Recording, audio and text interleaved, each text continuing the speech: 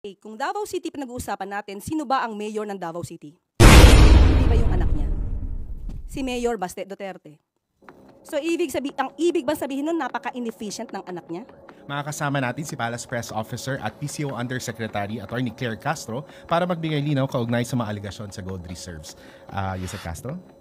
Yes, as of now, may pronouncement ang BSP. Baka pwede nating pakinggan at madinig din nila. We will be projecting the statement po ng BSP.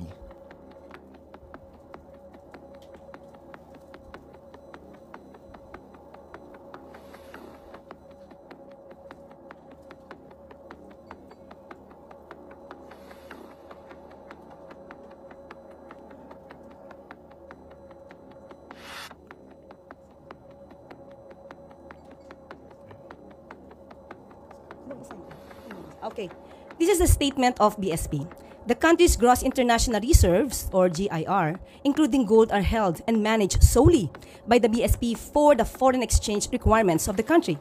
When BSP sells gold, the proceeds revert to and stay within the GIR. Last year, GIR rose to $106.3 billion from $103.8 in 2023.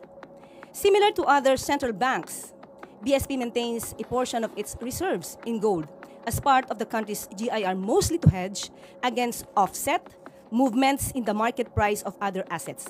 It buys or sells gold to maintain an optimum level for this purpose.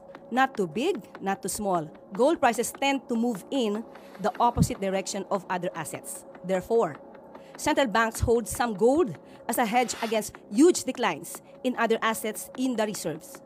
However, gold prices can be volatile, earns little interest, and has storage costs. So central banks don't want to hold too much. So yan po ang statement ng BSP. At handa na po tayong sumagot sa inyong mga katanungan.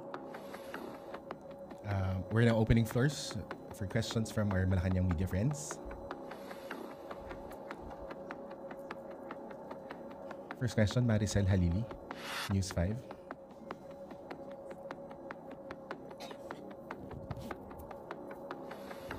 Ma'am, so just a clarification. So ibig sabihin, hands-off si Presidente doon sa gold reserves kasi PRRD mentioned or is accusing the Marcos family of stealing and selling the country's gold. Just so it's clear. Okay. Hindi pa to campaign joke ulit ni dating Pangulong Duterte? Hindi ba tayo nasanay dun sa jet ski promise niya? Na nung naniwala tayo halos sa mga sumuporta sa kanya, tinawag tayong stupid. So pag naniwala ba tayo ulit sa sinasabi niyang ito, baka mapagkamalan niya tayo ulit at tawagin tayong stupid. But anyway, we will take this seriously para naman hindi magkaroon ng fake news, lalo na doon sa mga taong nakikinig sa kanya at maaaring naniniwala pa. Itong issue na to, October 2024, nasagot na ito. Ang nagtataka lang ako, bakit paulit-ulit na binibring up ni dating Pangulong Duterte?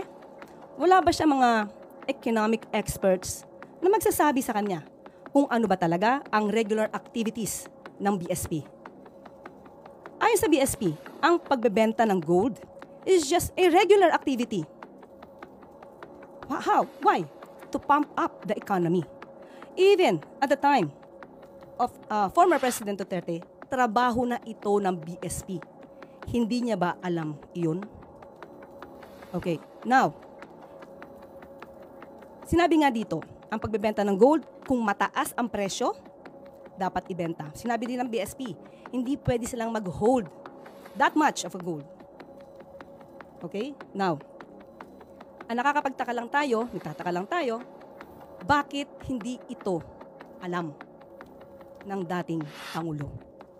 Siguro bago siya magbigay ng ganitong klaseng intriga, mapapansin nyo sa kanya mga statements, hindi naman detailed. Anong proof niya? Again, as a lawyer. He is a lawyer. He became a fiscal. Alam niya kung paano magkuha ng ebidensya, no? To get the truth. Bakit sa kanya? Parang wala siyang ebidensya. Laging paintriga. All we want here is evidence. Ipakita niya kung si PBBM o ang Pangulo ang nag-utos para magbenta ng gold reserves. Samantalang sinabi rin ng BSP, solely and manage ito. No? Solely managed by the BSP. So paano magkakaroon dito ng hand or pakikialam ang Pangulo? John A.U., People's Journal. Ma'am, when you said you will take this seriously, what do you mean by that? Will the government file charges against the former president?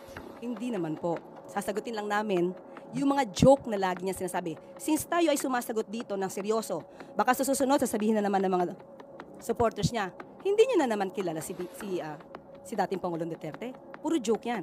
So ito ba mga sinasabi niya during sa kanilang rallies or campaign rallies? Joke ba o seryoso? We have to know that. And also, ma'am, would you know under the Marcos administration kung ilan na pong gold ang naibenta? As of now, wala tayong records, pero sabi nga nila, according sa BSP, kukunin namin ito. Kung inyo pong i-require at alamin po natin kung maibibigay po sa atin ng BSP ang records na ito. Pero ang sabi nga po nila, mas tumaas pa po ang GIR natin to $106.3 billion. So ibig sabihin, hindi tayo, wala tayong problema sa gold reserves natin. So that's fake news. Ang sinasabi nila ay fake news or mas formal na word, disinformation. Thank you. Next question, please. Do we still have questions from our media friends? Pia Gutierrez, ABS-CBN. Hi ma'am, good afternoon. Ma'am, in responding sa sagot nyo kanina regarding yung naunang statement ni dating Pangulong Duterte, si former Chief Presidential Legal Counsel, Attorney Salvador Panelo said that it's actually the government, the Duterte the Marcos administration that's the biggest spreader of fake news. And I quote yung sinabi niya kanina sa ANC. It's funny because it's the government, the huge corporation of fake news. For instance, when the police assaulted the KOJC, they were saying the police were not armed. They say there were no blanks in the BICAM report, which was the basis of the enrolled bill that was signed into law. Your comment lang po. So si Attorney Panelo yung nagsabi na The biggest spreader of fake news yung spreader ng fake news. Unang-una, ang usapan dito ay about the gold reserves. Bakit kailangan baguhin? Nagda-divert ba sila? Yung issue tungkol sa KOJC, nasa korte na to. Kung meron mang kasuhan dito, sa korte ito. Ang pinag-uusapan natin dito, yung sinabi ni dating Pangulong Duterte patungkol sa gold reserves na walang anumang basihan. Thank you, Yusek. We have more questions from MPC. Kay Pardilla, PTV4. Good afternoon po, Attorney. Sa Mandaue rin po sinabi po ni former President Duterte na bumalik na po yung droga sa Davao, Cebu, and Manila. Marami na ring mga tambay ang na-hold up at mga nasasaksak. May action po dito. Davao, including Davao City? Oh, okay. Kung Davao City pinag-uusapan natin, sino ba ang mayor ng Davao City? Hindi ba yung anak niya? Si Mayor Baste Duterte. So, ang ibig bang sabihin nun, napaka-inefficient ng anak niya? Again, ulitin natin, nasaan ang data patungkol rito? At tandaan natin, nung panahon niya, at least ngayon may record kung may namamatay, nung panahon niya, menong bang nare-record doon sa mga biglang nawawalang mga tao? Tanong lang natin yon. So, dapat yun siguro, alamin din niya. Pero as of now, sabi nga natin, anak niya ang namumuno sa Davao City. Bakit ganun ang kanyang lungsod? Ivan Mayrina, GMA7. Yusek, kakapanumpa niyo pa lamang po ngayong araw na ito as Undersecretary and Palace Press Officer. And you come out with guns blazing. Ito na ho ba ang magiging communication stance ng Administrasyong Marcos starting today? Siguro ganito lang po talaga ako. When it's for the truth, ilalaban natin yan. Wala tayong, hindi tayo magsasagwa ng anumang fake news. Basta kaya maalab ang damdamin natin sa pagsasalita is because we know we are fighting for the truth. Do you think it has come to a point that the administration needs to take this, firmer stance against fake news because it has already gone to worrisome levels? Yes. We have to fight for that. We have to fight against fake news. Otherwise, yung mga tao na naniniwala sa kanila, maiiba ang isip nila. Maiiba ang diskarte nila. It is our obligation, especially tayo, mga taga-media. Dapat nating iparating sa taong bayan, ano ba ang katotohanan. Iwasan natin yung mga intriga na walang basihan. As of now, kasi puro intriga eh. Puro intriga ang pinapasok sa utak natin. At nakakasira ito sa bansa, sa ekonomiya. Hindi po ba? Thank you. Maricel Halili, News 5. Hi ma'am, good afternoon once again. Ma'am, just so mas maintindihan po namin yung mandate ninyo, are you also considered as the presidential spokesperson? I am not a spokesperson because the president will be speaking for himself. Okay, ang mandato ko is to explain, to expound anuman ang pronouncements, direktiba ng palasyo and Pangulo.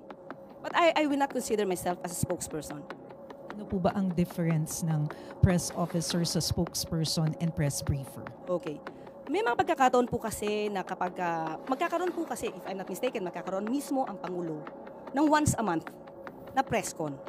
So, siya po talaga yung, kung ano man yung kanya naisabihin, sa kanya po manggagaling. Ako is more on the pag-explain, pag-expound, at kung may konting gap, doon tayo papasok.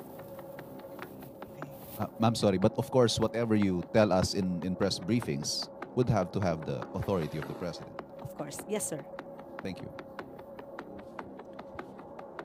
I think we don't have any more questions, Yusek. At this is where we end our press briefing for this afternoon. Thank you very much, Yusek Castro. Thank you. Thank you po.